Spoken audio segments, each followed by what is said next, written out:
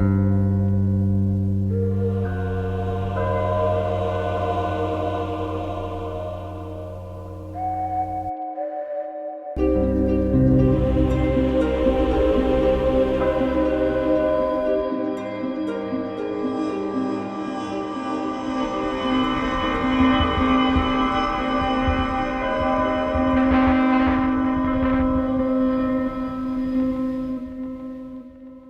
me know when it's ready. It's ready. Oh, shit.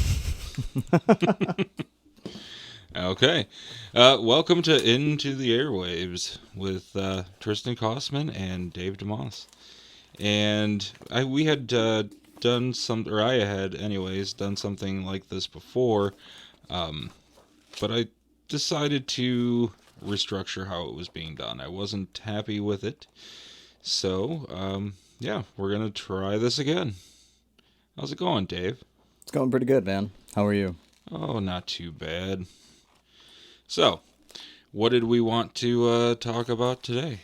There is, well, for starters, I'd like to bring up Streeter Mysteries and who the hell that actually is, because I'm feeling personally attacked. Somebody approached me at the show over the weekend and actually asked if it was me, because they Yeah. said that would be something that I'd do, and I'm not going to take credit for somebody else's work. But that still leaves a lot of questions. Who are you, and why won't you do face-to-face conversations?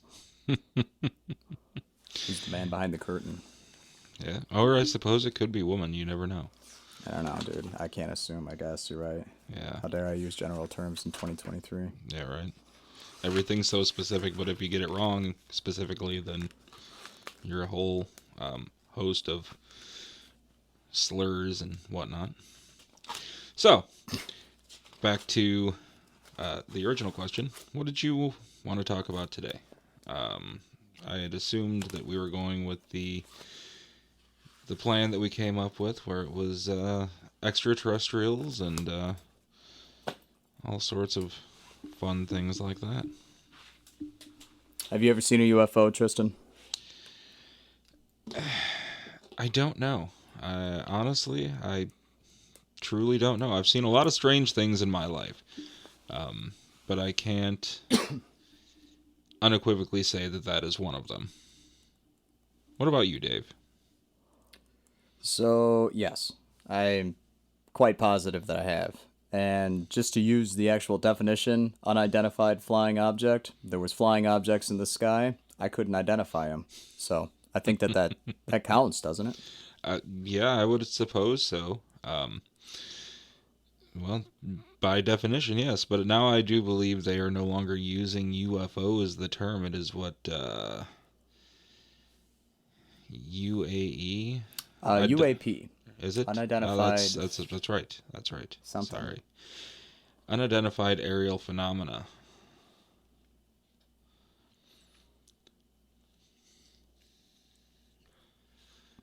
So, what's your whole stance on that? Are you a general believer? Oh, yeah, absolutely. Absolutely. I feel like that for us to just trust the very small array that our eyes can visually accept as far as the light spectrum is concerned. Oh, sure. I don't see why it would be an issue. I think it'd be highly egotistical to think that we are indeed alone in the universe.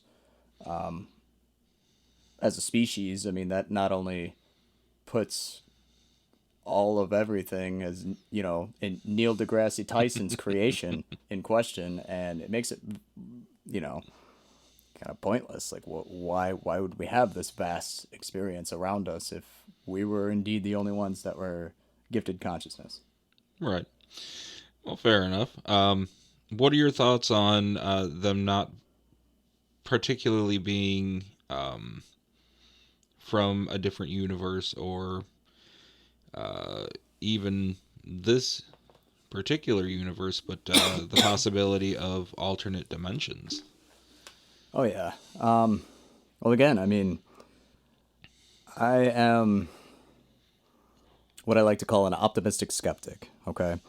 I've experienced a lot of weird shit in my life, and at the same time, you have to put it through that lens of the scientific theory. Is it something that can be replicated? Is it something that you can experience on a continual basis? But I mean, there's even some things that modern day science accepts, and we cannot replicate those things. Those are topics that, the creation of a black hole, for example. I mean, we know how it happens. We visually have seen them, but can we replicate that? I mean, maybe if you want to get technical as far as CERN is concerned.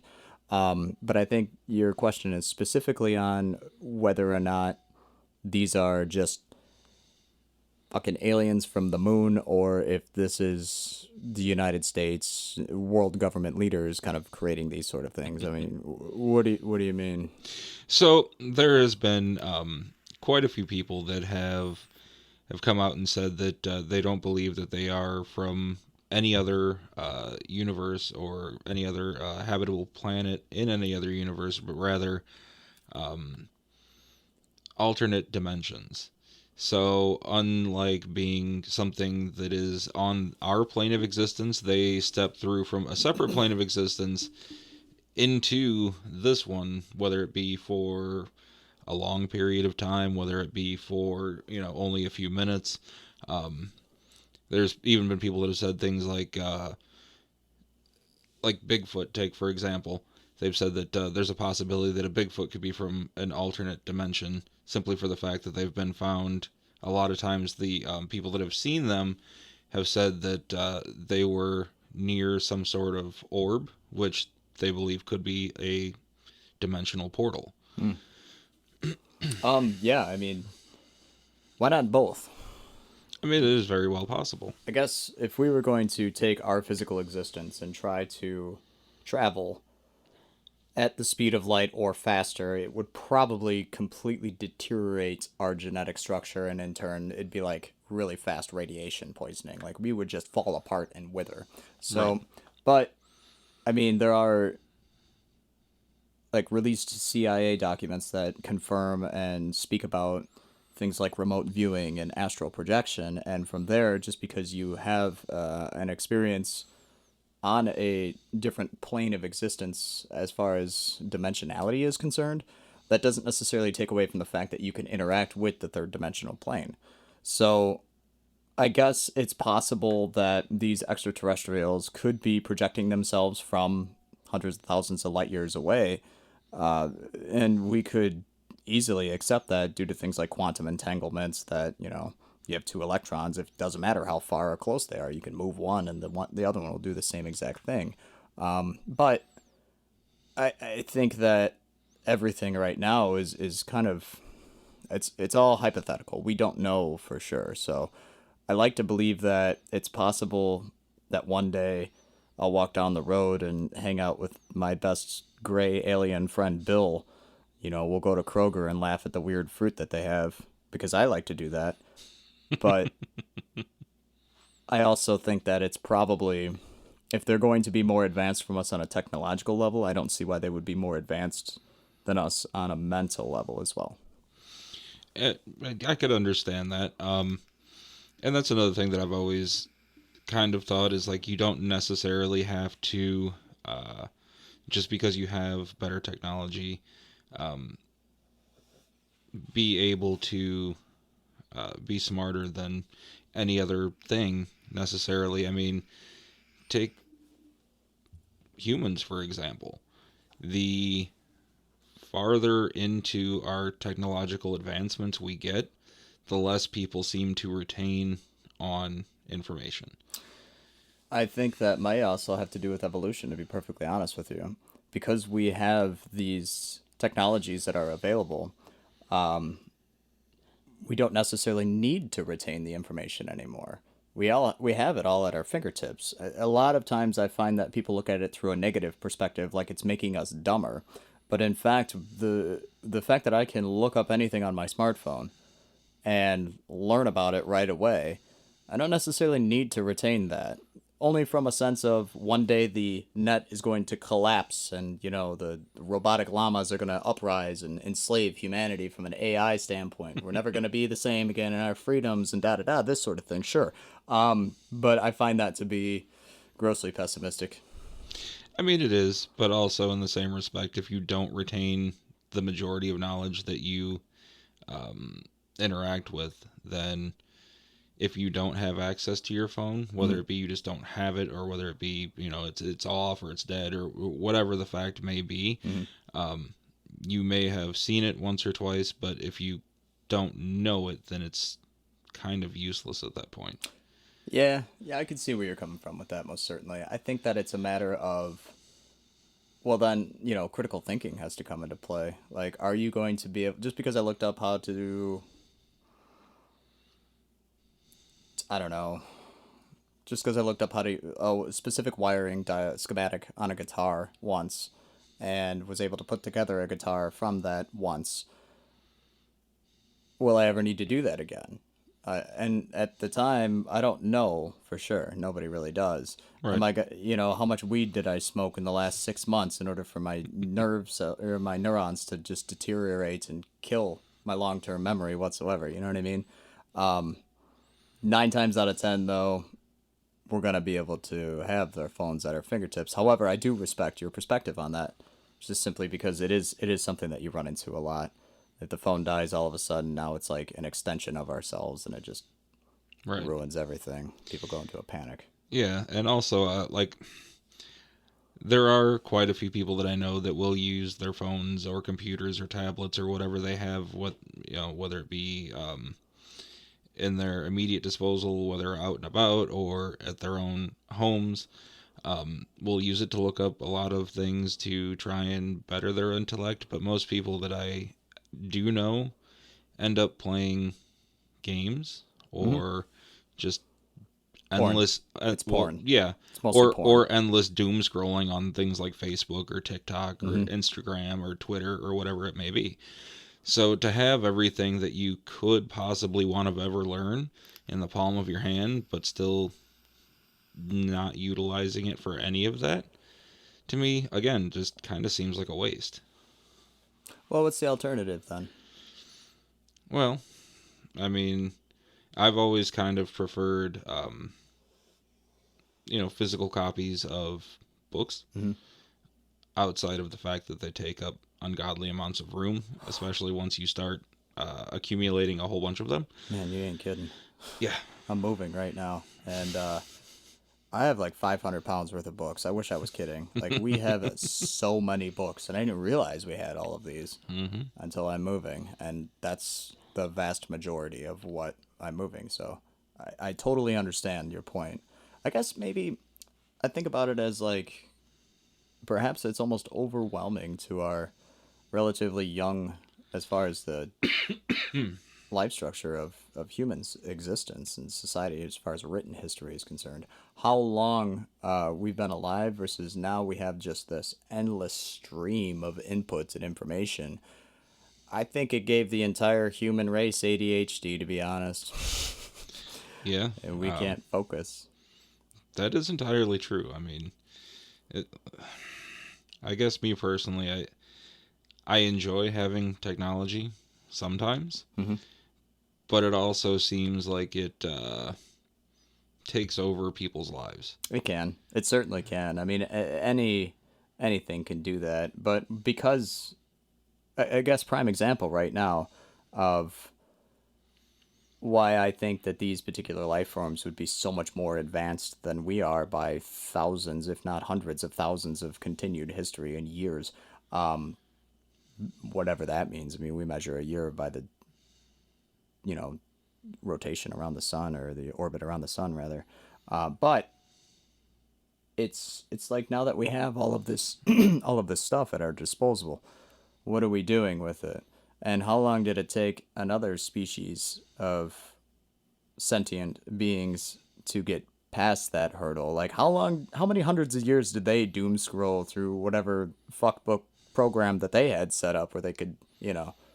flex for clout and show pictures of each other's food to each other? How long did they do that? These are the questions that I feel like that we should be asking to whatever species is out there, and perhaps either they're attempting to make contact with us and we are so far behind them, or maybe it's just we're on that completely different wavelength. You know what I mean? Yeah. So, um, what are your thoughts on the congressional hearings for the UAP incident, or incidents, I should say? I have mixed feelings. I'll be honest. Okay. So I'm looking at this article right now, and it says that according to the National UFO Reporting Center, or the NUFORC, roughly 2,000 unidentified flying object sightings have been reported in the U.S. so far this year. This article was published 3 weeks ago. Now, as far as the congressional hearings are concerned, it's kind of a mixed bag of nuts, man. You know, on one hand, it's like, okay, this is very exciting. This is something that people are coming forward as whistleblowers. But a lot of the answers that I heard being given was, I'd be more than happy to give this information in a private hearing or a private meeting. And to me, I think that that completely defeats the points of being a whistleblower. I find that to be not necessarily alarming, but more like, okay, well, you're kind of half-ass blowing the whistles at this point. Like the Bee Gees wouldn't recruit you to play whistle in the background. It wouldn't happen. So I don't know. How do you feel about it? I mean, I can understand where they're coming from, where they would rather give it in a behind closed doors thing. Yes, it does completely negate all of the point of being a whistleblower. But in Mm-hmm. the same respect, a lot of these people were military, former military, people that had, up until this point, had relatively shining reputations. And I could understand the fact that at that point they may not want to be ostracized by the people that they work with, or the people that they love, or anyone else for that matter, simply because they're coming out and saying this.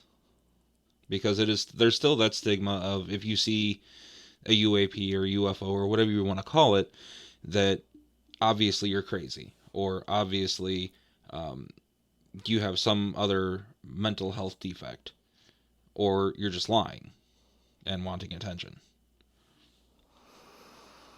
Yeah. I mean, that is definitely something that does seems to be the case. But I wonder how much of that was a psyops program. You know what I mean?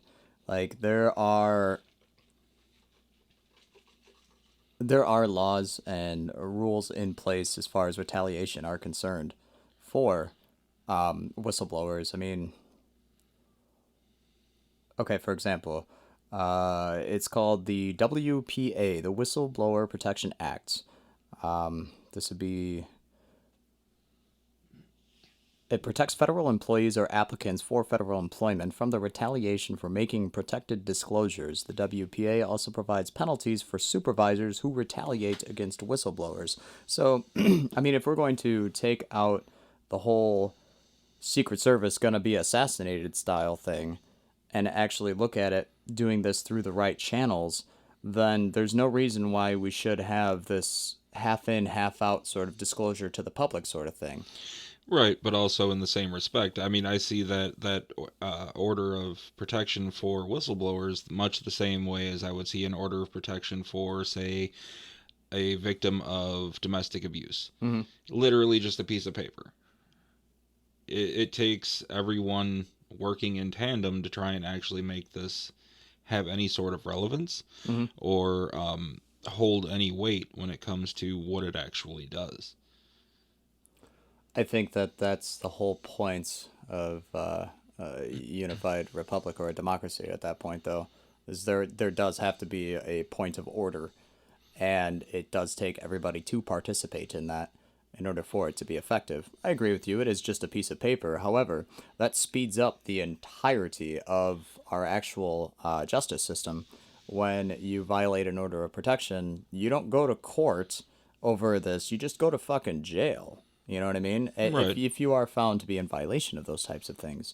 And as you and I both know, the whole judicial branch and the way that the system is kind of set up, it's a lot of paper shuffling and it takes a lot of time. So obviously a lot of wealthy elites or government employees are feel that themselves are above the law, and can sidestep those sorts of processes, which they do on a regular basis, and I can see how it would be frustrating. However, in the same sense, like these types of things exist, and if we were going to disclose information to the public, my point is that then disclose all of the information, or make it readily available after you have a private meeting with so and so and you go through the United States Congress from there releases all of that information to the public so that we can see it because that's the point. Right. You know, And I understand that wholeheartedly too. I mean, I would have no problem, like you said, if you're going to have a closed meeting about it, go through, make sure there's no sensitive information that's going to compromise anything for anyone else to make their lives completely difficult or possibly endanger them, and then release it. But in the same respect, that is putting a lot of trust in honesty and faith in their willingness to actually do that. Me personally, I have a very strong distrust for government anyway. no kidding. Yeah. But, I mean, if you do remember, what was it, 2013, 2014, somewhere in there, maybe even sooner than that, they did release like 1.6 million pages of information about aliens and UFOs and whatnot. And they did it kind of like all at once. Yep. And that's, to me, seems like you're kind of being buried. Like, to sit down and go through over 1.5 million pages of stuff would take just an astronomical amount of time. Yeah. Yeah, I mean it would. Most certainly would. I guess then we have to ask ourselves, these politicians, when they're sitting there and they're writing out these bills that are 2,000-3,000 pages each, like, whose responsibility is it to keep the shit in check? Should the writer be penalized for making it so wordy? Should the people just, and the majority of people, they're just too lazy to sit down and go through it. I mean, it is a lot of information, but if you spent a few hours a day going through that, you could read that in a couple days. Yeah. Or, I mean, a couple weeks rather. They're, most of the time when they vote on these, several thousand page bills. Yeah, they don't even read them. Well, no, most of them don't even see them until, an hour maybe before they vote on them. Right. And, well, that is a completely different topic, I feel. I guess in this particular instance, I do remember when that did come out, and I spent a long time thumbing through that. Like, I wanted to read the whole damn thing. I feel like anybody with any sort of understanding of how important and significant that kind of thing would be would also want to take the time to sit down and do that. Is it a slight against the common man, I guess, because they didn't want to sit down and read that? Maybe. But in the same sense, we have all of the information at our fingertips. At today's day and age, like education, the excuse of quality education only goes so far. Right.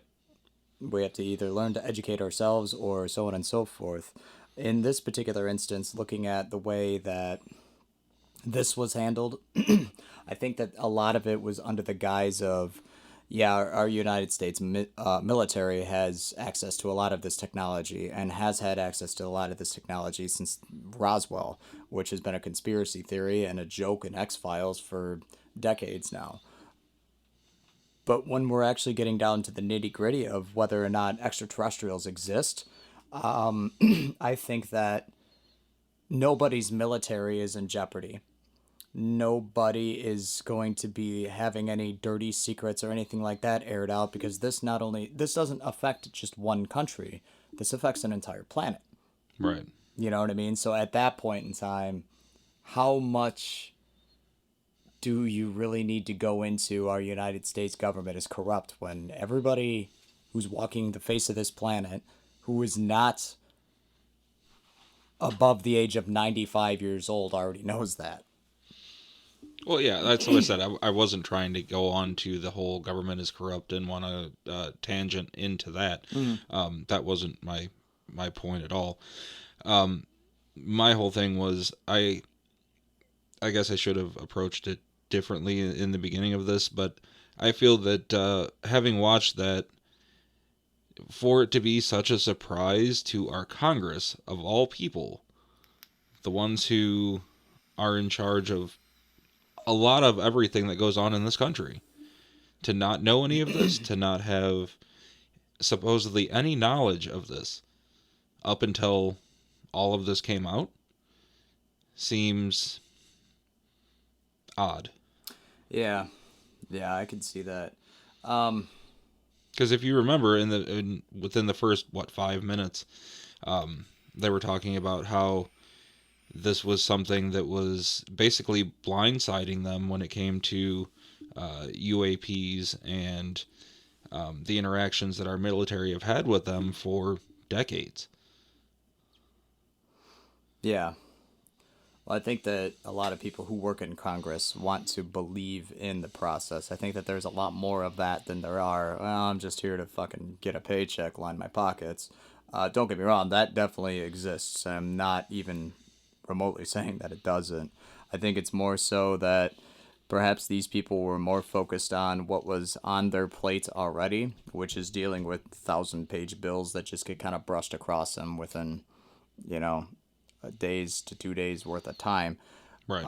And for them to even fathom what has been considered a strong conspiracy theory for so long, I can see how it would be blindsiding. However, I don't know, man. Like it's a weird dynamic, and it's not one that I can fully put myself in the shoes of simply because I've never been there. Understandable. Um, so also, um, I've heard a couple different things on some other podcasts that I listen to where um, they have mentioned a lot of the possibility of alien hybriding Mm. the human species. And also, there was another one that I had listened to where it was talking about essentially human NPCs. Right. For those that are listening that may not know what that means, it's the tabletop game or computer game version of a non-player character, somebody that is just essentially there to fill space. And both of these topics were broached in two very different ways. The NPCs was broached in a the world is a matrix type of situation, and the other one was again more of a an alien phenomena. I, however, uh, think that it is a possibility that why couldn't both have a common connection in um, the possibility of the alien hybrids, if there are any, being the NPCs. Oh, that's an interesting question. That's an interesting point. I never thought of that before. So what you're saying is that, following the chain of thought here, alien hybrids are in fact NPCs. Why? Like Well, how? I mean, if you think about it, you have something that is essentially created by another. I don't want to say species, but that is the only thing that I guess comes to mind at that point. Species or entities, something Right. outside of Homo sapien. Right. Mm-hmm. That may not have had the same interactions with them that they would have in a normal human life. Mm-hmm. So you take something, you raise it for however many years, you assume that their life cycle, because they would be at that point part human, would be much similar to ours. That would also give you the aspect of if you drop somebody that has only been, like, say, take for instance, homeschooled kids. You take somebody that's been homeschooled all the way up until the age of like high school, and then you all of a sudden throw them into an entirely different world, which is high school, Mm-hmm. and a lot of times they don't know how to act because it is a huge culture shock because you don't have that knowledge of interaction with that many people. Mm-hmm. So to me, that would almost seem to make sense, um, at least in my thought process. No, I can see where you're going with that. Yeah. Shit. That is a really good point. I mean,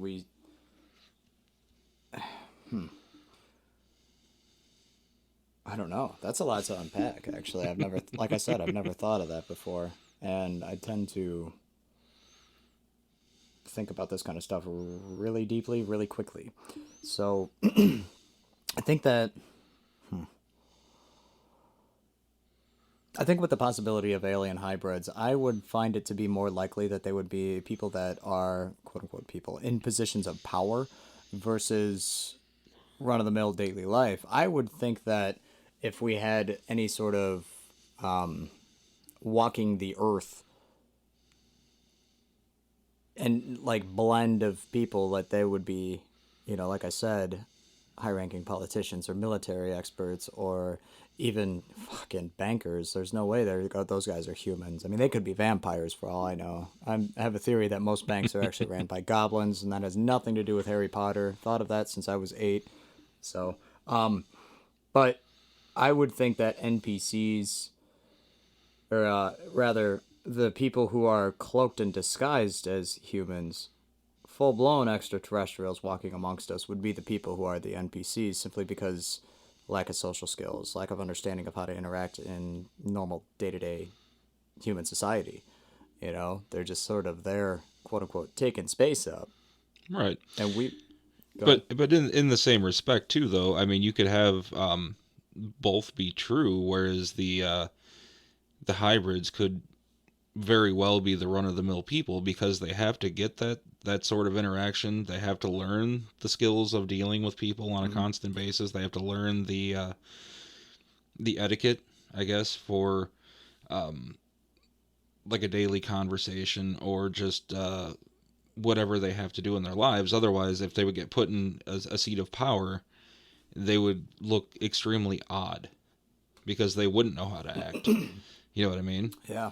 I mean, how many times have you seen somebody that just comes up out of nowhere? You've never heard of them, never seen them. They've never had any other real platforms or anything like that. All of a sudden, here they are, and they're doing this and they're doing that, and then next thing you know, they're either in Congress or they're in some other high-ranking seat of power, whether it be on the state level, whether it be on the federal level, and they kind of just come out of nowhere.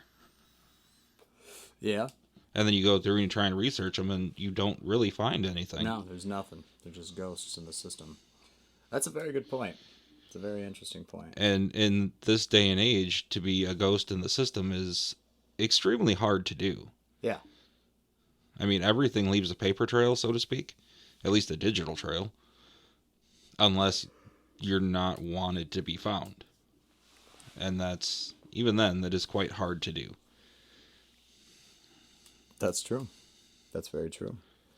I don't know. I mean, I've seen a handful of NPCs before, and I tell you what, man, like, would they even know that they were hybrids? I guess that's what I want to segue into and scratch my last statement. It's more so like, if we in today's day and age do have hybrid people, how many of them would be aware of it? Perhaps there was something that took place in like fucking military hospitals even, where there was some weird science experiment that went down, and now you have people who have blends of both extraterrestrial and terrestrial DNA. Right. And that is a good point, too. I guess in my thought process on the whole thing, our government has been notorious for having operations that have tried to have some semblance of mind control or a mind altering effect, whether it be to manipulate your thoughts or to blank out sections of time and memory or anything like that. So yeah, I mean, I guess it is entirely possible that it could be a human thing.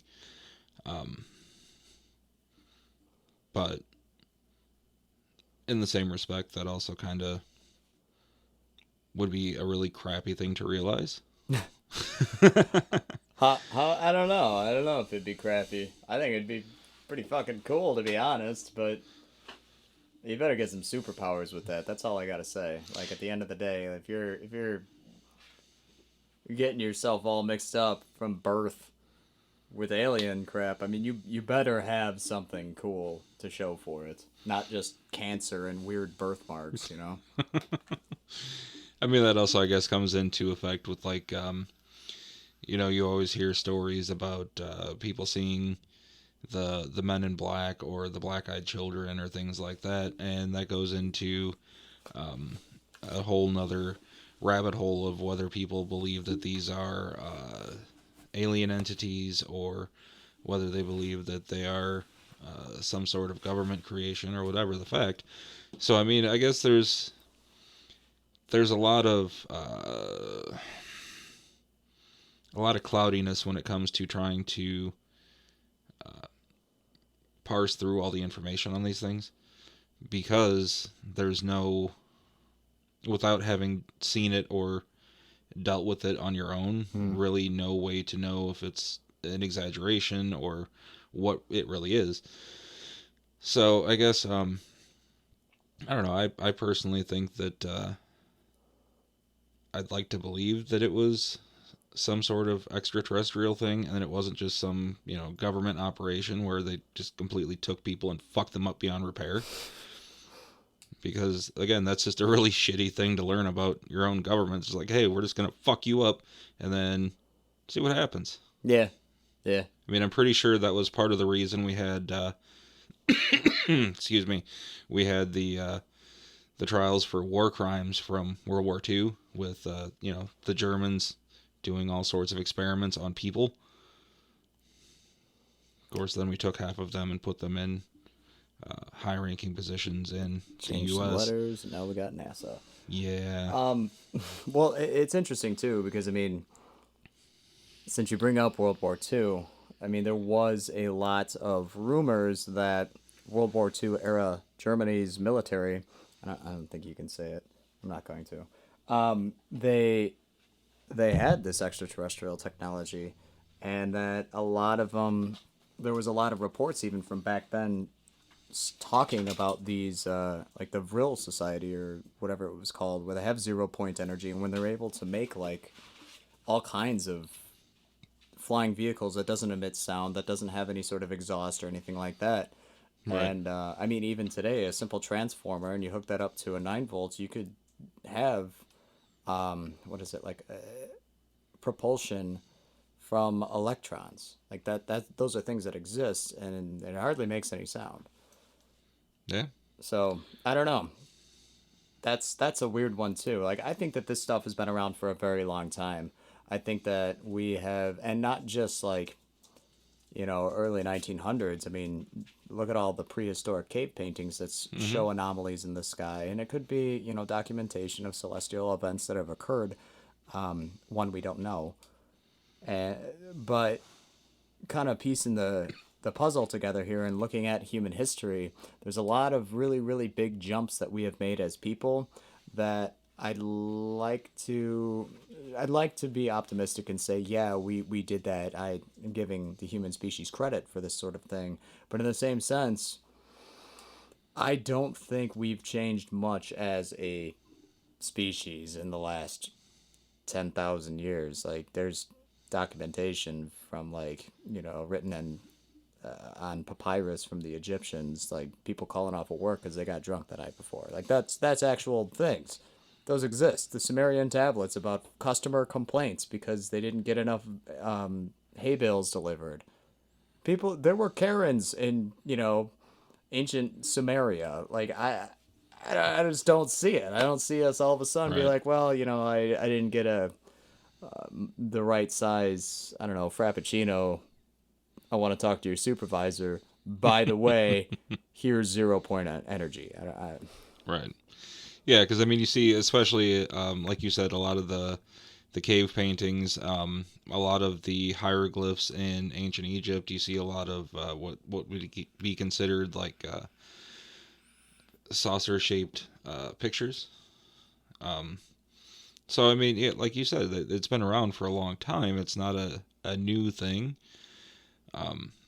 but also there you have all sorts of historians going back and forth on what that is too. So I mean, it seems like there's almost some sort of purpose for clouding any one answer Mm-hmm. on any of this. So I don't know. Maybe perhaps we could trace it back to the actual root of mankind to begin with. You Yeah, know, let's say at some point in time we do have a bunch of test tube babies running around that are all alien hybrids likes, and that's been going on since the, mid 1950s. What if we as a people are that, since we share very little in common with any other species on this planet? That would destroy all of the major theological empires in the world, and it would screw up a lot of people's paradigm. yeah. I mean that almost goes into like the history of like the Nephilim, where it was said that an alien ship had crashed on the Earth and humans were here, but they were still in a very basic state of mind. They Mm-hmm. didn't really have too much when it came to abstract thought. It was more just daily survival. Mm-hmm. And this alien race supposedly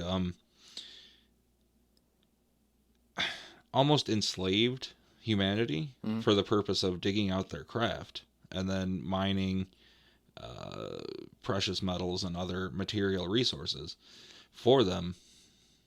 So I mean, that's kind of one of those things where it's like, all right, this is a very odd way to look at it too, but knowing people are how they are, it's not entirely far off. Mm-mm. No, I think you're referring to the Epic of Gilgamesh, and that was the Sumerians that were talking about that with the Anunnaki and that sort of idea. And this is present in a lot of ancient cultures as well. And Nephilim is actually mentioned in the Bible, and I find it interesting, especially when you look at Old Testament, how there are parallels that are there, and damn near exact parallels that are there as far as like, I believe the Nephilim were the children of angelic beings, once again coming down from the sky and breeding with mankind. Right. In the Bible, obviously, it goes on to talk about how they, were lustful and all this other crap. But it's also referred to in the book of Enoch that talks about that too.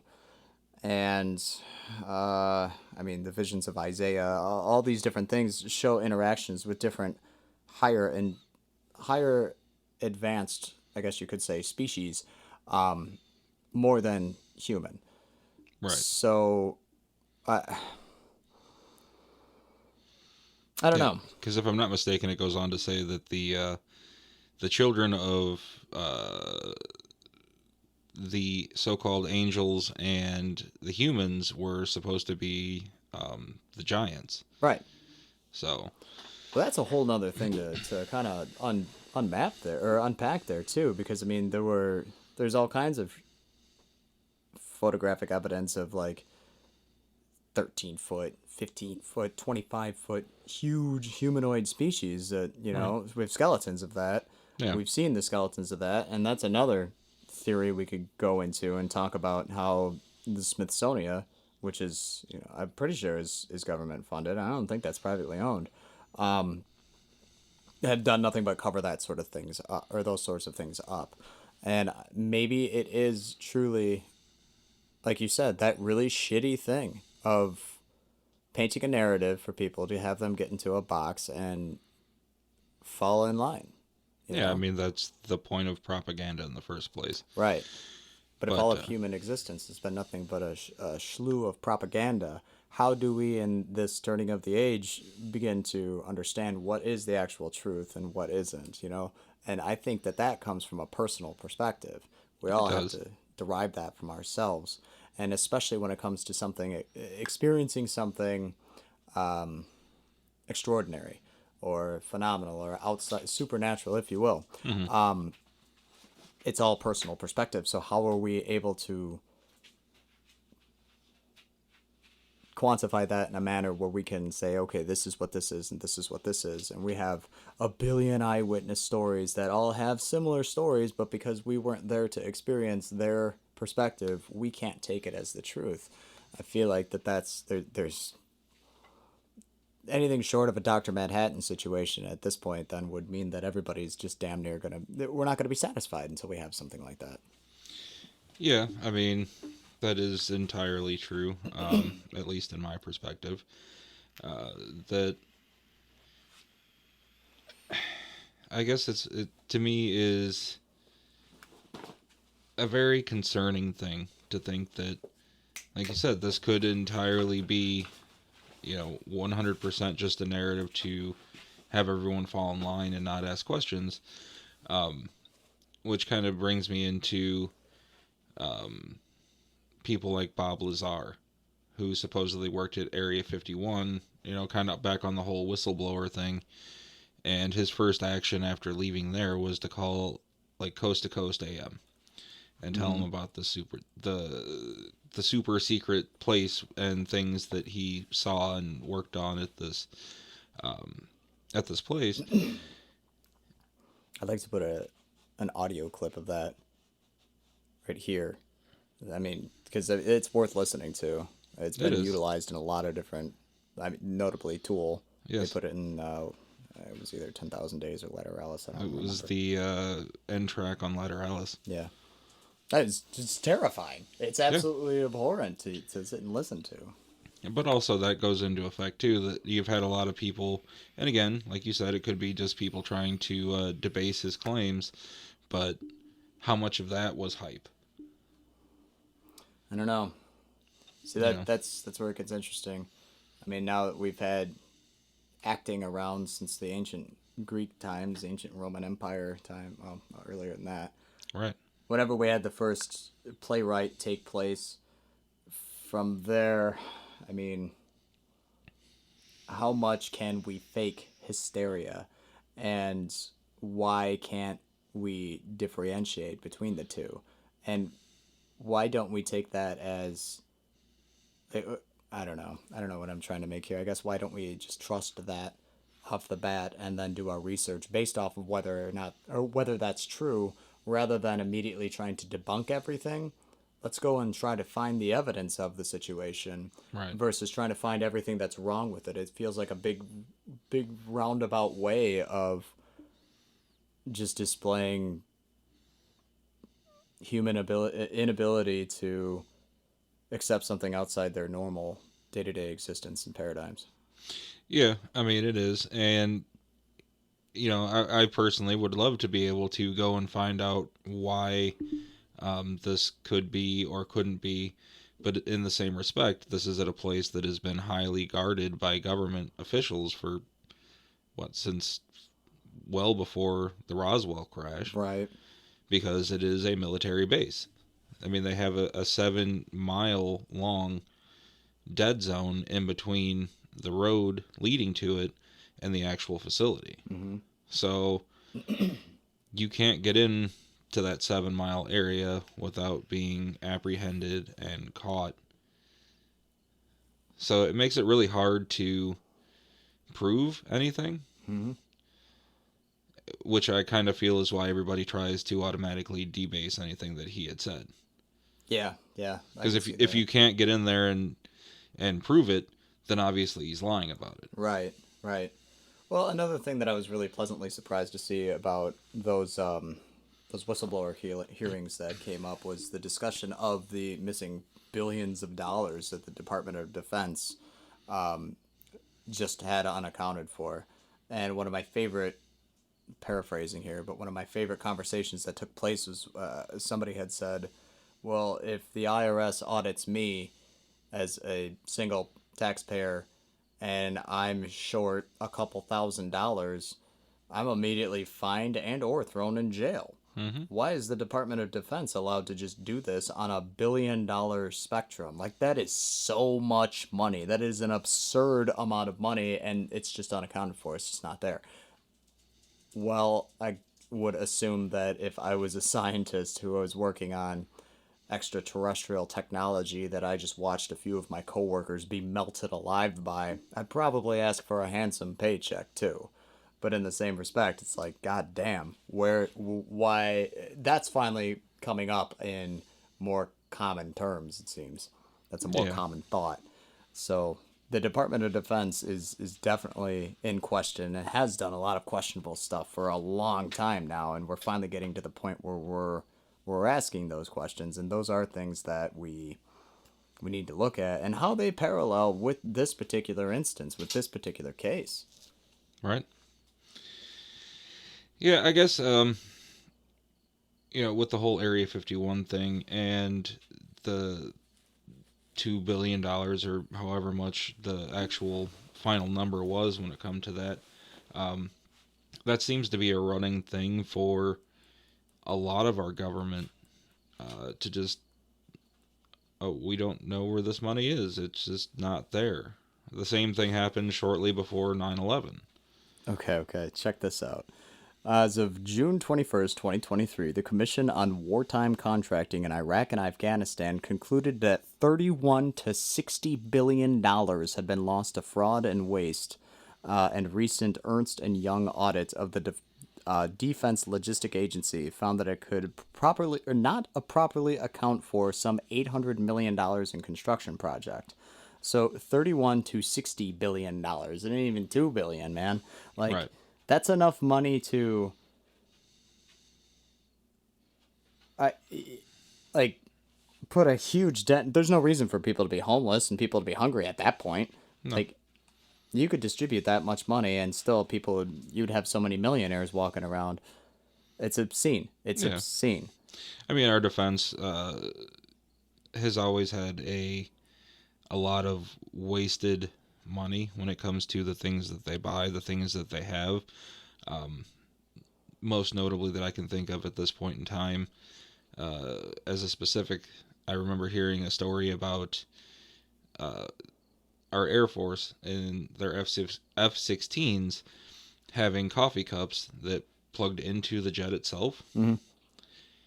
And this particular coffee cup, its power supply was known to be very poorly constructed. Yeah. And continually breaking. The price tag on this thing was like $1,600 for a coffee cup. So I don't know if you've ever been brake checked by somebody drinking a cup of coffee while you're driving a car. What the hell are you doing with a cup of coffee in an F-16? I mean, personally, I don't think I'd want to see anybody tired flying an F-16. But in the same respect, why are you continually paying $1,600 per coffee cup to plug it in? Maybe it doesn't spill. Well, maybe, but the power source to keep it hot always breaks. Was that what it was for? It was Yeah. just to keep it warm? Yeah. They didn't know about Yeti cups, I guess. Apparently not. That's ridiculous. Yeah. So, I mean, it's things like that where you always have a lot of wasteful spending. Yeah. Charging $8 for a Bic pen. Right. And I guess we see that kind of common influx in pricing when When we Uncle look at, Sam's paying all the bills. well, no, I was going to say with the healthcare system Well, too. yeah. It seems to be like with any, like they get to just name the price that they want, and then that's that. No one can question it. A lot of that, I think, stems to from not having a competitive market. Hmm. Because a lot of the health fields are controlled by corporations that are owned by bigger corporations, so they kind of have a monopoly on it. Take EpiPens, for example. Right. Yeah, the whole insulin epidemic that we have in this country. So when the owner, the guy that owned the company that made EpiPens, jacked up the price like 1,300% overnight or whatever the obscene amount was, he's like, his whole answer was, oh, I didn't know I couldn't do that. But the problem is you don't have any other companies that are currently marketing or distributing these things, because the only way that they would allow, the government itself would allow people, or companies I should say, to do that is if you can make it completely different from the EpiPen. It has to be better functioning and cheaper. So you're limiting what people can do It can't be competitive. It has to be underneath of this. So most places say, oh, we have competitive pricing, which means we'll have the same price as anybody else, or maybe a slightly better deal. Mm-hmm. Yeah, But it's shit like this is exactly why I guess we're not allowed to know about what the ins and outs of the disclosures really are with the whistleblowers. We're worried about crap like this. right, Like, what do you think about? Feel like we're getting off topic here. Like, slightly, and that's my fault. yeah, Sorry for that. it happens. It happens. Like I said, I totally get it, and I don't think you're wrong by any means. Oh, what about people who claim that they can channel extraterrestrials or other sources, like other entities, if you will? Like, how do the demonstration of mankind's psychic abilities kind of pair up with the whole theory of either extraterrestrial or extra dimensional activity? Well, I mean, to it in my own personal view on this, I see it as certain people have had the ability to converse with other entities for, well, my guess would be for as long as people have existed. So to say that it is particularly aliens that they're talking to, or whether it's an extra dimensional being, or whether it's some other form of energy, even just on this plane, Mm-hmm. is, again, I can't tell because I'm not one of those people that can do that. So I can't judge whether or not they're able to do it. So, can you judge based off of the information? Because that comes exactly to my other point, which was if we're not able to experience it firsthand ourselves, we find ourselves to be less of willing to accept it on whether or not it's truth. Right. And again, I don't believe that it isn't true. Again, I can't say 100% that it is or 100% that it isn't. I do believe that people are some people are more sensitive to being able to pick up on energy and kind of believe more things, whether it just be through the use of whatever mind altering substance, or even just as sober as you or I are at this particular time. But again, I can't completely confirm or deny because I don't 100% know. So at this point, I take them on their word that they're able to do that because, again, if I'm constantly naysaying, then I'm no better than anyone else when it comes to the constant disbelief in anything. Mm-hmm. I couldn't believe in aliens or a ghost or any other paranormal or just all out craziness that happens in this world, which I've seen, maybe not firsthand or experienced. Some things I have experienced firsthand, but for me to say that they can't do this because I can't see it or do it would kind of be like saying, well, you don't or you can't believe of anything else because you haven't seen it. Right, right. I mean, I've listened to some of these channelers, and I've listened to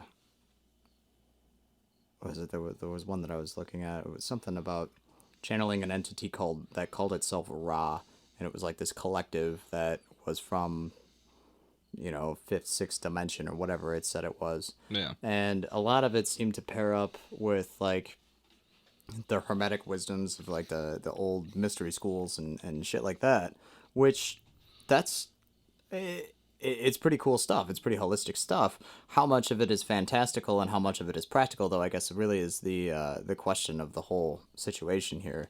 I mean, you get a lot of people that go out of their way and do like doom prophecies and end of the world and all this other shit, and they, you know what I mean. And then you get the reverse end of it, and the date was wrong after the date came to pass, and the rapture didn't happen, and it gets really weird because like how much of it is this deep desire that mankind has just to kind of tap into that primal I just want to watch the world burn mentality versus how much of it is actually there. And since we are such an immature species, how much of it can we actually use? I mean, I've seen videos of people out there who are claiming to demonstrate like telekinesis and shit like that, and I can't debunk it. I can't prove it. I mean, I guess I could debunk it if I was more proficient in things like Photoshop or video editing, but I'm not.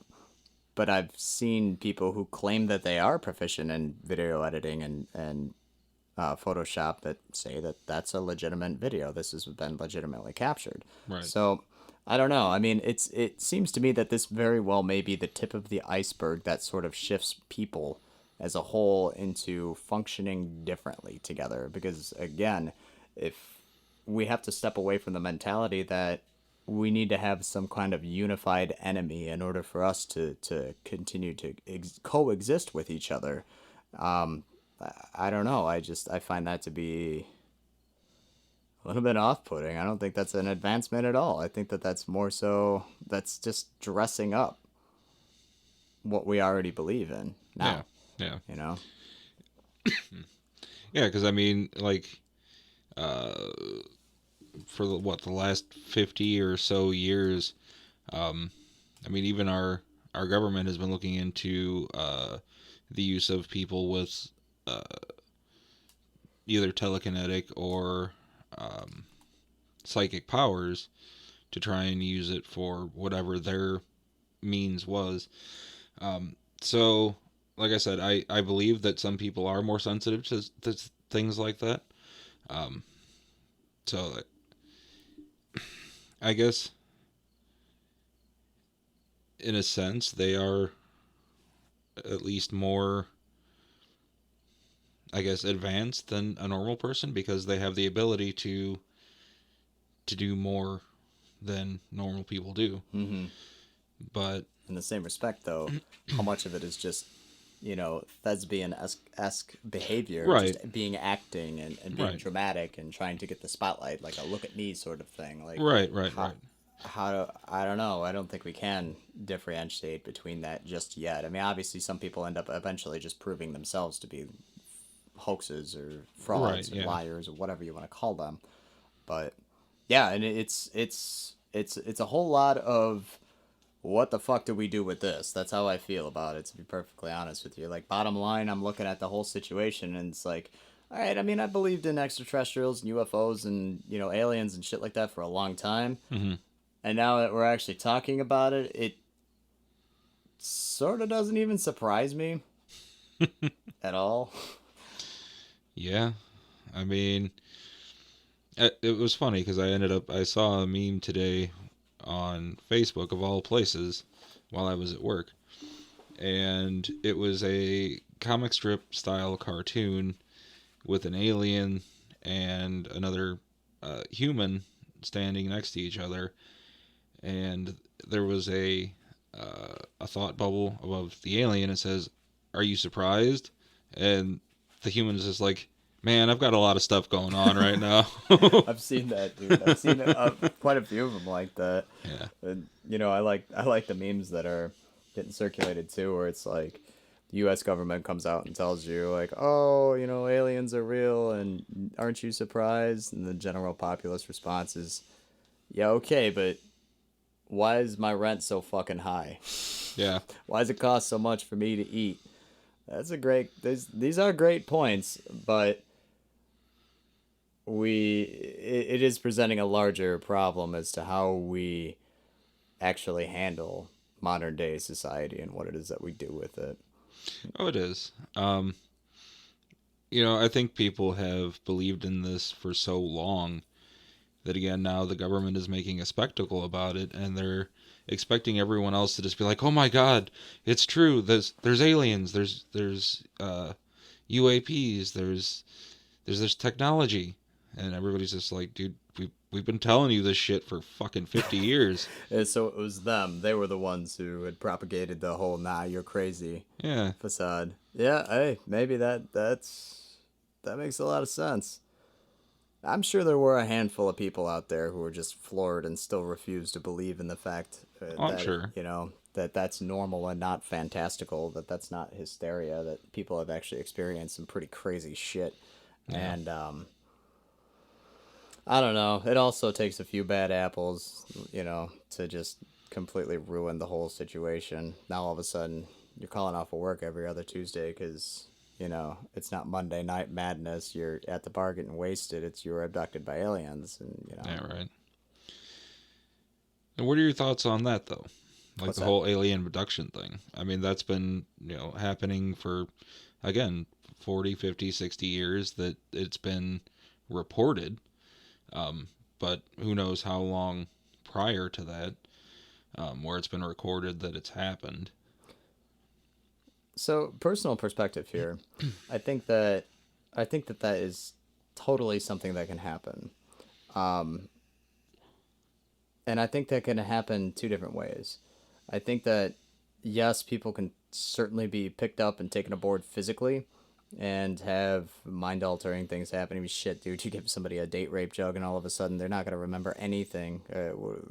Roofie, if you roofie them, but and then also in the same perspective too, if you think about it, if they're able to tap into the mind of the person themselves, and now all of a sudden they're pulling the etheric or astral body out Hmm. of you, Right. this is also a form of abduction as far as I see it. Personally, I think that both of them are valid instances.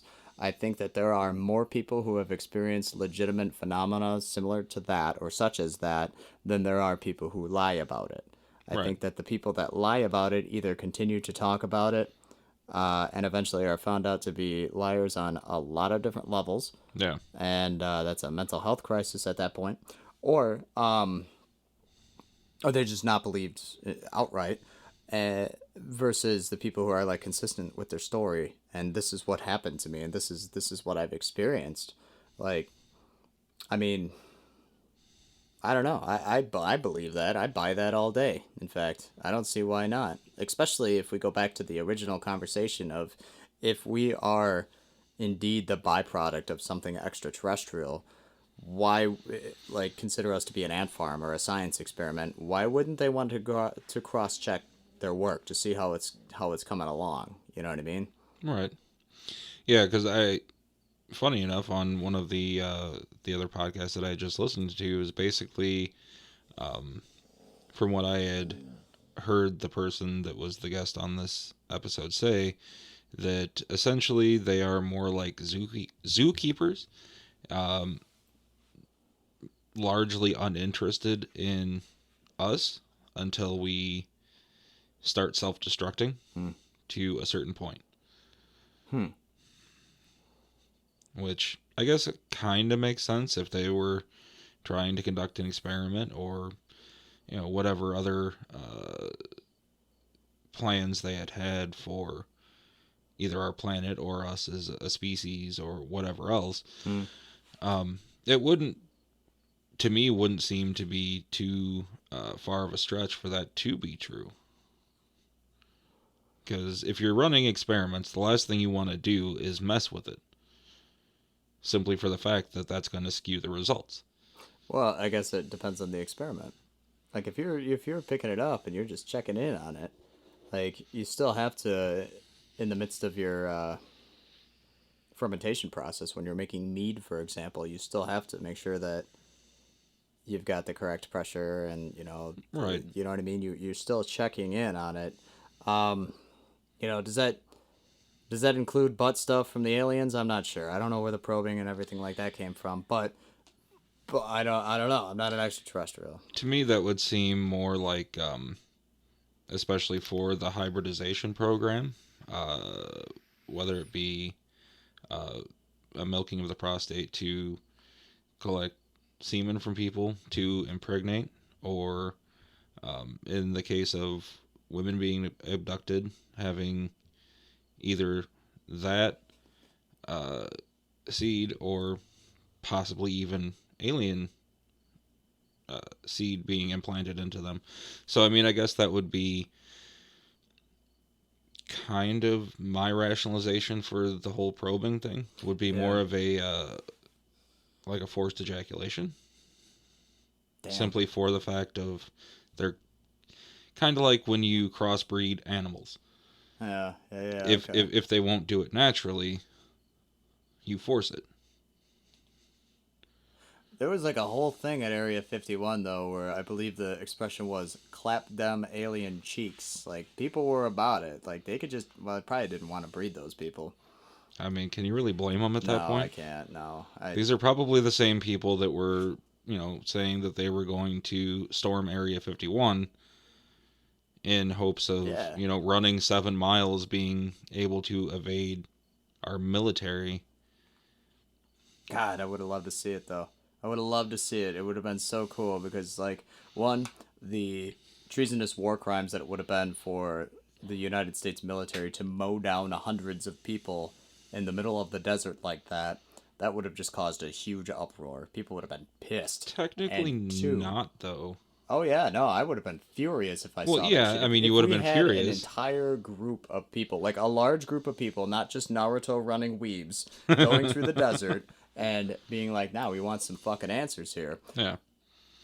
and the military decided to gun them down, hell yeah, people would be furious about it. And they're gonna, it started out as an enough and as enough sort of situation, but what it turned into was like a weird makeshift Burning Man, but it probably smelled, well, they probably smelled the same, to be honest with you. I was gonna say more like maybe Axe deodorant and armpits.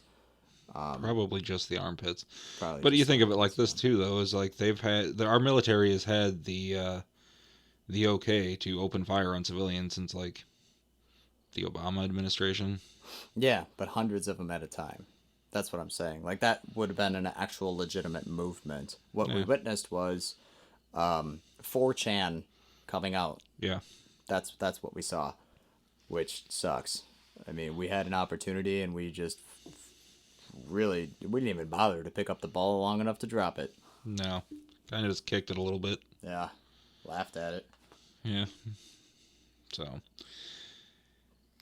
yeah, I guess it's one thing to say, hey, I want answers and do it in a civil way. But again, like you said, it turned into a makeshift Burning Man where everybody just kind of showed up and just like, hey, we're going to get in there. And they're like, no, No, you're you're not. not. Yeah, you're right, man. You're right. Nah, but it'd be cool if we did, though, right?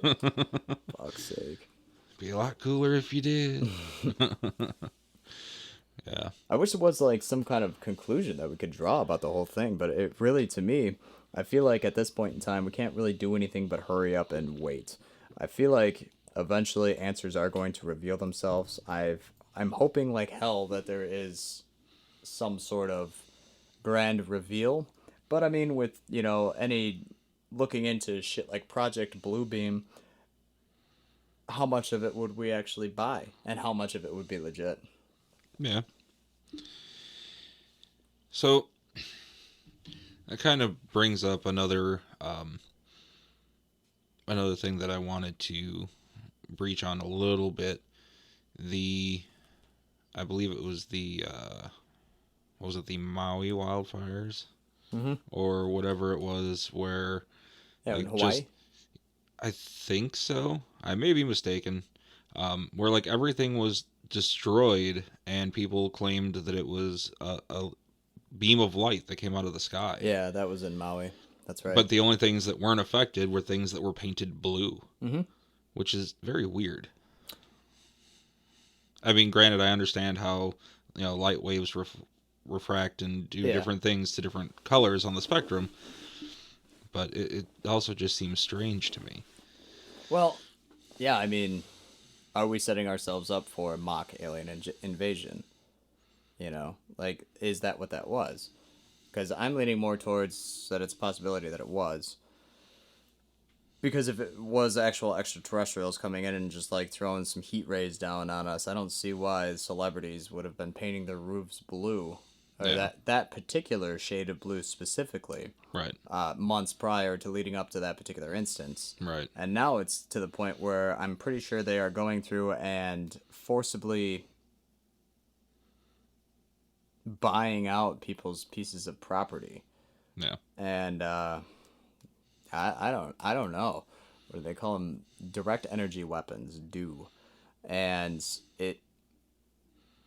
it's fucking terrifying, and it's a wave of destruction that we've never seen before. But to dress it up on TV and make it seem like it was just a wildfire, but if it's a wildfire, I mean, do you know how hot aluminum has to be just to melt all over the road in puddles like that? No wildfire can do that. And if it was a volcano, like I've heard one narrative lean into, where's the rest of the lava and the molten rock that was supposed to be cooling? You know, Right. like it's not. I don't know. I think that at least a lot of the videos that I've seen, I cannot in good conscience say that all of them are made up and it's just to propagate some sort of hoax. Yeah. I mean, I guess that whole thing could be simply to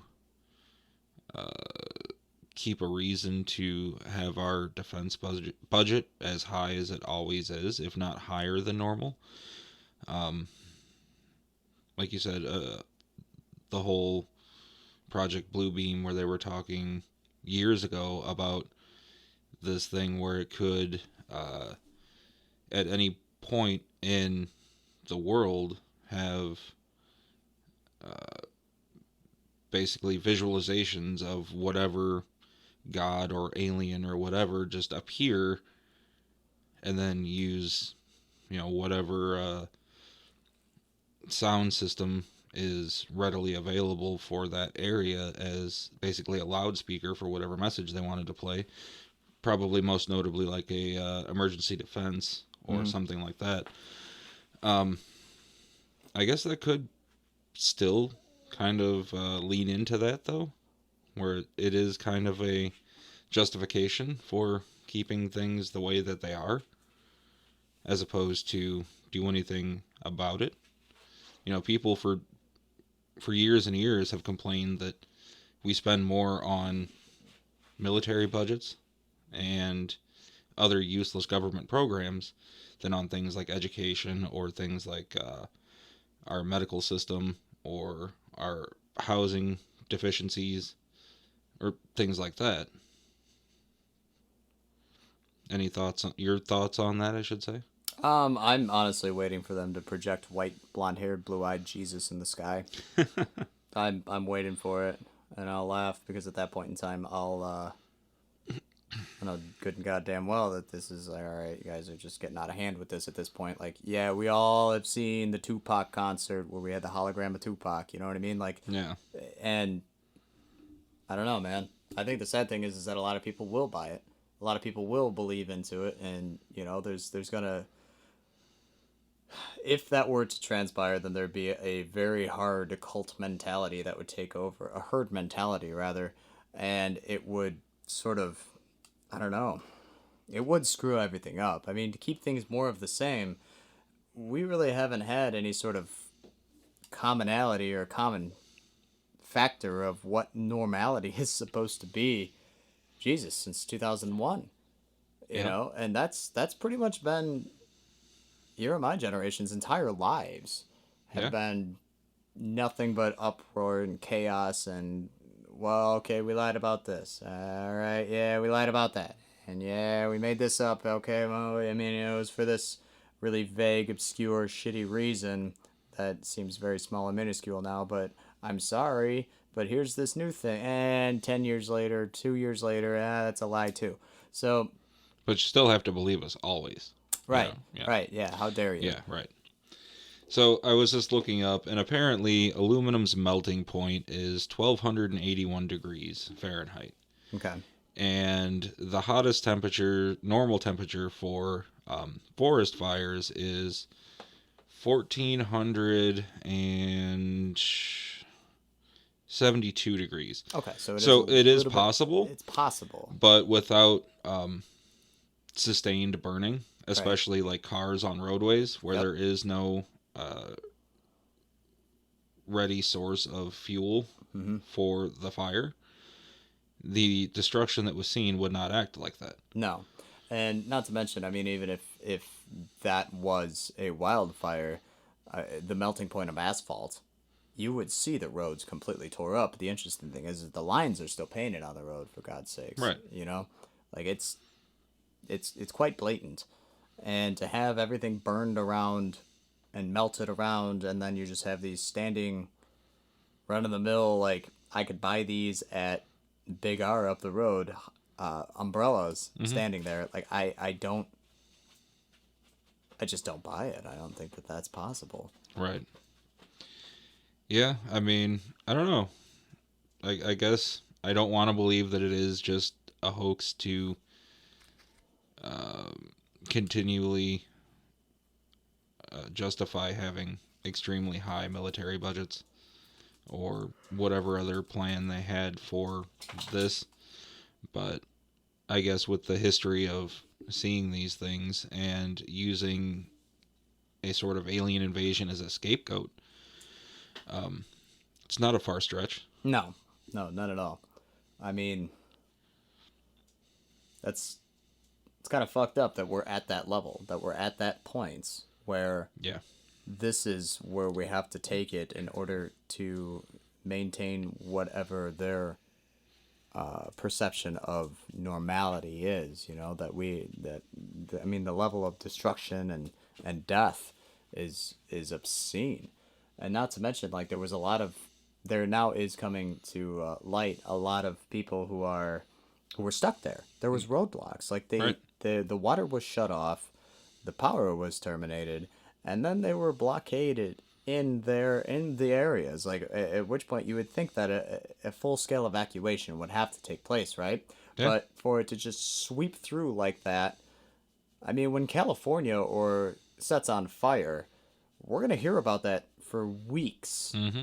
It's not going to be this one fell swoop of, oh my God, all the destruction and the mayhem sort of things. I mean, Jesus, Canada burned for months Yeah. to the point where we saw the smoke in the sky here in the Midwest. Mm-hmm. And it's, I don't know. I don't know what the narrative that they're trying to pull is or what's going on with that. I guess it's only a matter of time that we'll see what actually unfolds with it. And I really, really honestly hope that if there was some sort of blatant attack, either by the United States or to the United States, that we get to the bottom of it without having some sort of narrative painted over the Right. top of it. I mean, Unfortunately, history's sake on that one, though, I mean, it's kind of something that um, anything like that tends to be classified for a minimum term of 50 years before anything is released.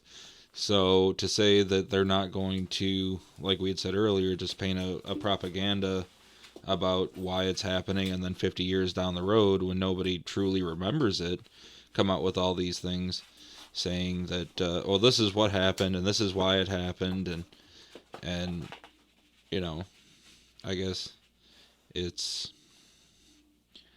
kind of a shaky future when it comes to that. At least that's my take on it. So, I don't know. Also, one other thing that I kind of wanted to get into was there have been a couple people that have said things about the amount of UAPs that have been coming around recently that has really started to ramp up and become more frequent, which surprisingly enough, apparently Chicago in its own right now is, I guess, one of the hot spots for what you would see UFO sightings or UAP sightings. But before I digress any farther, um, it was said that one particular person, I believe it was Richard Dolan. Maybe wrong on that. I'd have to go back and check again. But was saying that there's a possibility that it was almost like a factory making these things here on Earth, in the area of like the Bermuda Triangle, Mm-hmm. like in the actual ocean, which is why you tend to see a lot of them either entering or exiting bodies of water. Yeah, I've heard a couple different theories about that sort of thing. I mean, one of them is they talk about how, oh man, I heard this one guy going on and on about how you can enter in space through the ocean. How,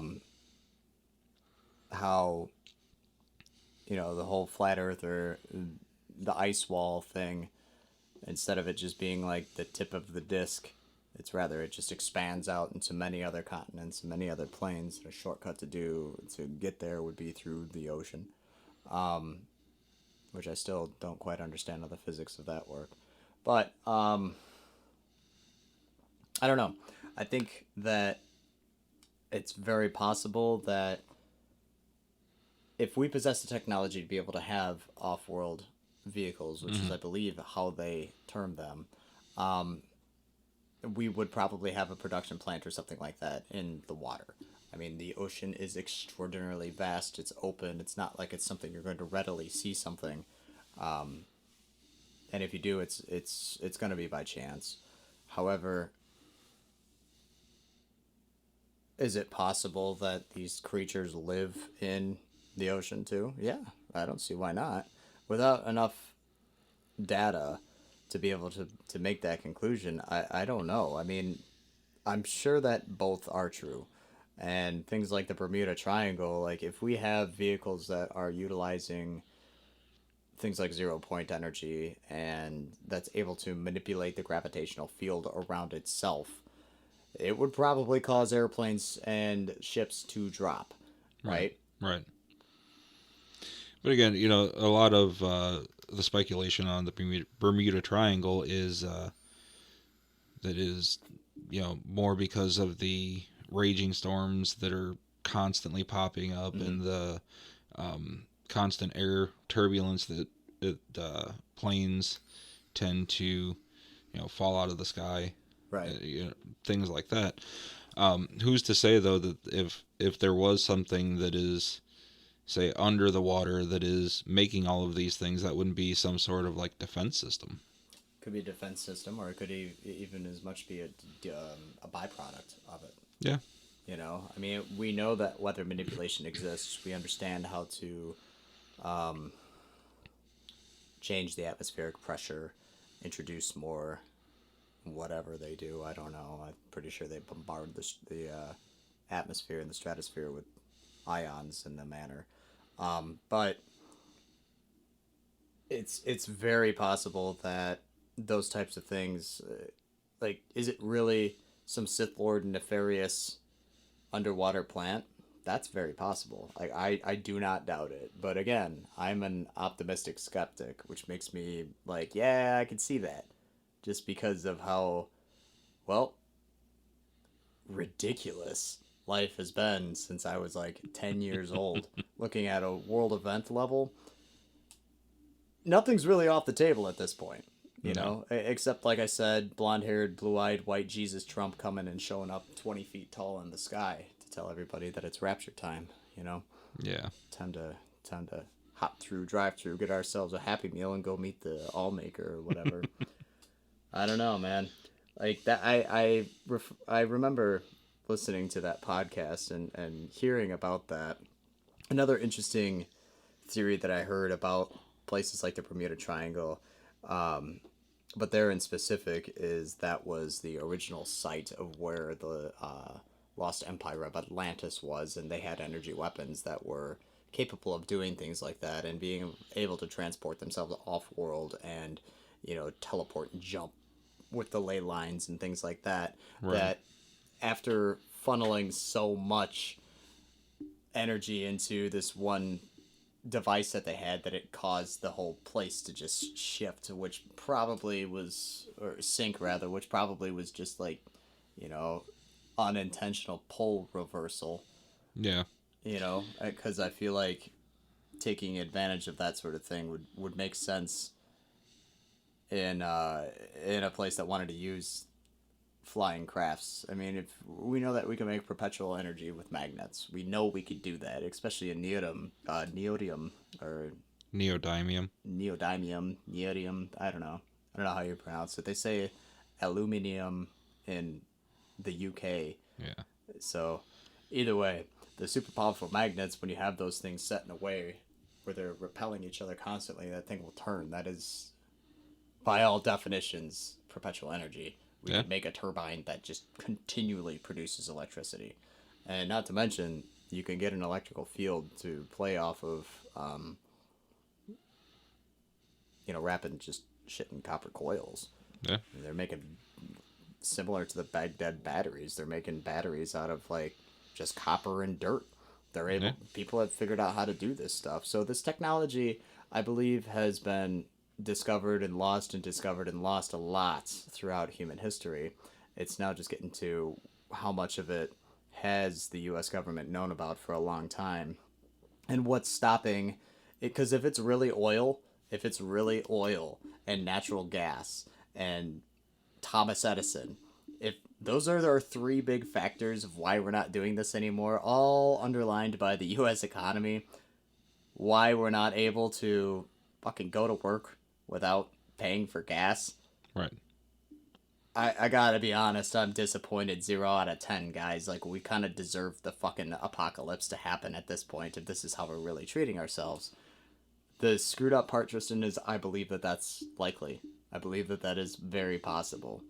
That places like secret, hidden underwater UAP and UFO production plants exist, and it's just tech that we don't want to share. Yeah.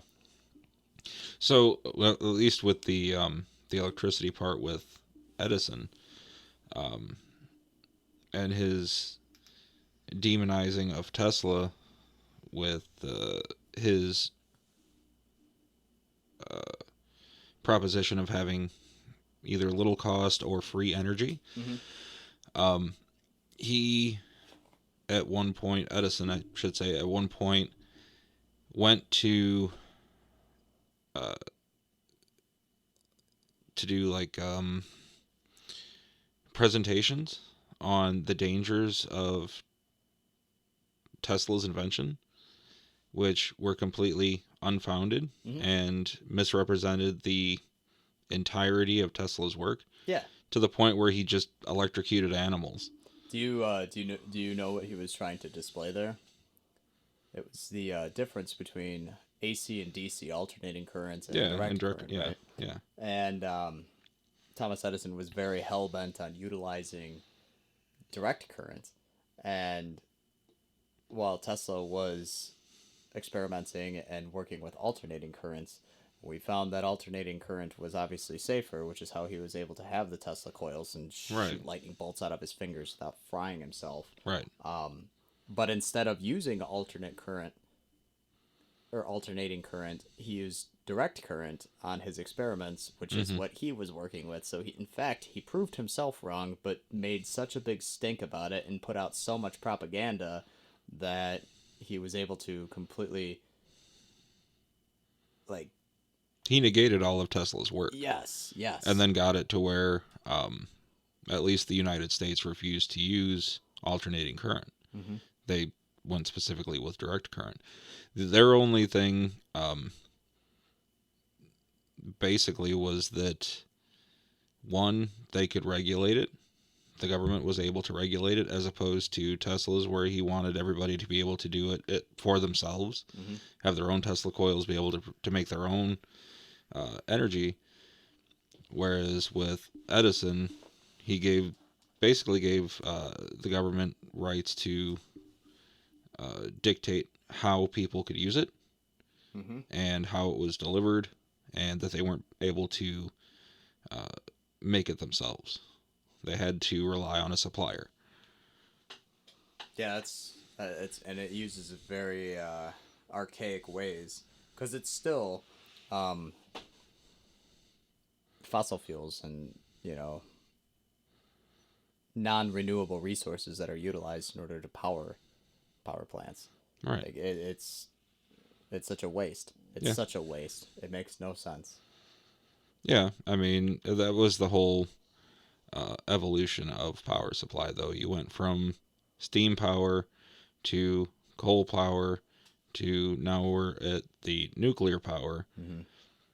but you Which, also have a lot of pushback from a lot of governments with the regulations on allowing more nuclear and throwing money into coal fire, but also demanding that coal fire power plants do astronomical upgrades that would essentially force them to, if they wanted to make any profit, uh, double, if not triple, their customers' power, mm-hmm. their bills. So that's kind of a way of saying we're not going to shut you down, but we're going to make it to where no one else will use you because you are so expensive. Or if you refuse to do these upgrades, we're going to shut you down because you're not climate conscious, or you're not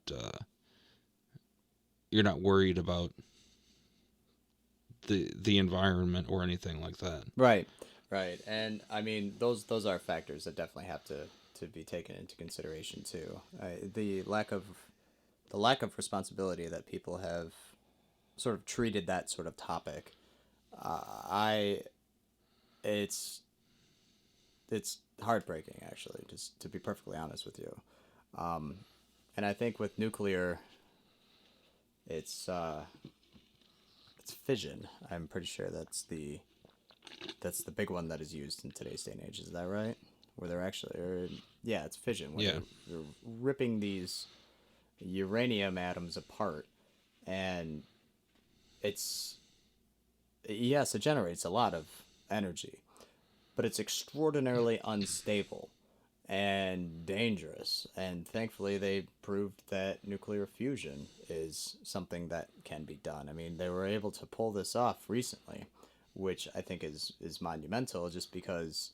Well, it's one of those situations where for decades people were saying, okay, well, I mean, it's impossible from a physics standpoint. We can't have this happen. It just wouldn't work, but we did it. Right now, the replication of the experiment was relatively small. I mean, enough for like a Duracell AA battery, but in by standards of energy production, that is a huge leap forward. And I think that when we're trying to, okay, it's like putting a steam engine in a race against a Mustang. We know which one is going to win, yeah, but we're going to keep making the pipes on the steam engine smaller so that we could squeeze as much juice and as much power and tension as we possibly can because we want this to work. Now, then we're also going to take, leaded gasoline and start utilizing that.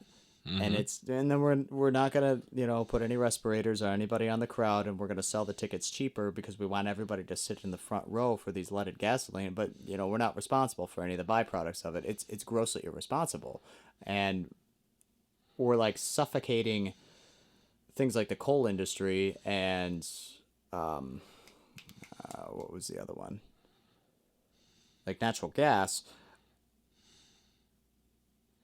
And people are pissed about that because it's costing them jobs, but they're not understanding the long-term implications of that. Like your short-term paycheck is screwing up everything for not only you on a physical health level, but generations to come. It is a blatant risk against humanity.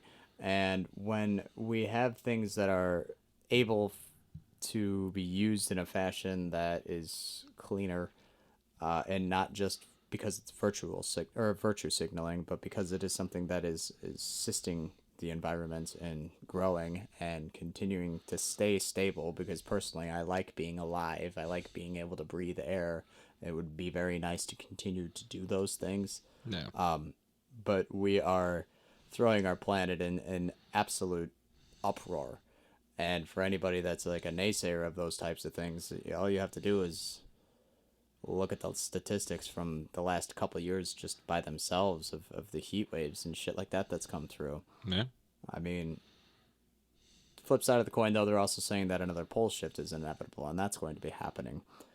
Well, that tends to be from what a lot of the leading researchers on that said, that it's roughly every 12 to 15,000 years. Right. And at this point, that's when you end up with new ice ages, and that could have also been, a partial reason why you end up finding all these ruins of cities underneath water, because at one point in time, these cities may have not been underwater. Right.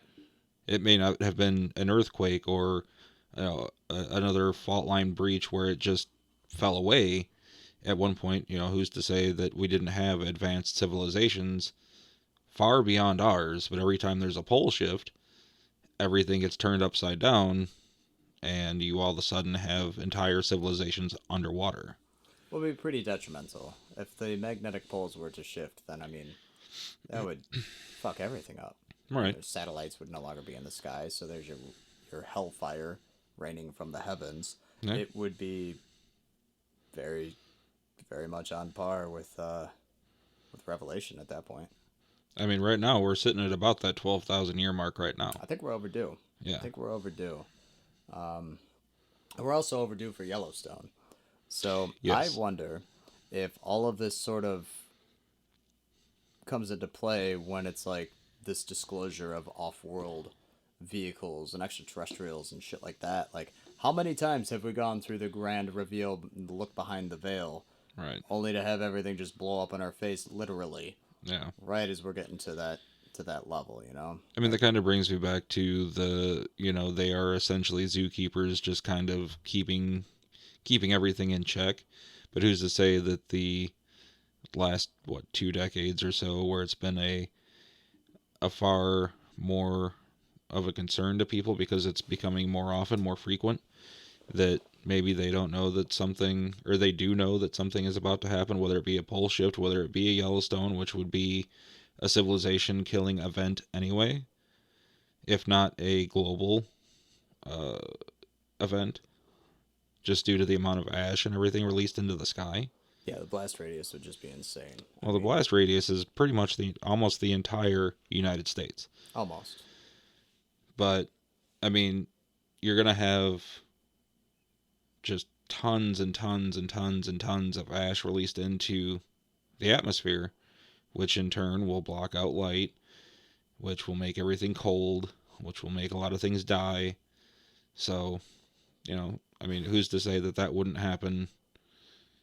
These aliens are kind of maybe checking on things or whatever could be happening. That could be why it has become more of a frequent thing. Yeah. Maybe they, that's an interesting perspective. They like looking at the clock and seeing that it's 11:59. Right. And they're like, all right, well, this is about that time. Maybe that's just it, man. Maybe it's some Hitchhiker's Guide to the Galaxy thing. Like, step right into the theater and watch the end of the universe. Right. To me, it seems like it could be a plausibility that it's either them trying to keep tabs on those things, or maybe it's just let's see what's going to kill them first, whether it be a nuclear war between countries or it's going to be some sort of natural event that's just going to kill the whole world anyway. Mm-hmm. When you have one country like the U.S., or another country like Russia, which already has enough nuclear weapons to blow up the entire planet, indefinitely, several times over, not including all of the other countries that have nuclear weapons. Yeah, it's frightening, to say the least. I don't know. I mean, I guess we'll just have to wait and see. Yeah. Well, anything else you'd like to add? No. Or you'd like to cover anyway? Not at this time. Fair enough. Well, I guess that's been a good episode for the first one then, huh? Yeah, it's a good first one back. This is great. We're definitely going to have to keep talking about this. Definitely. All right, everybody. Well, thank you for listening to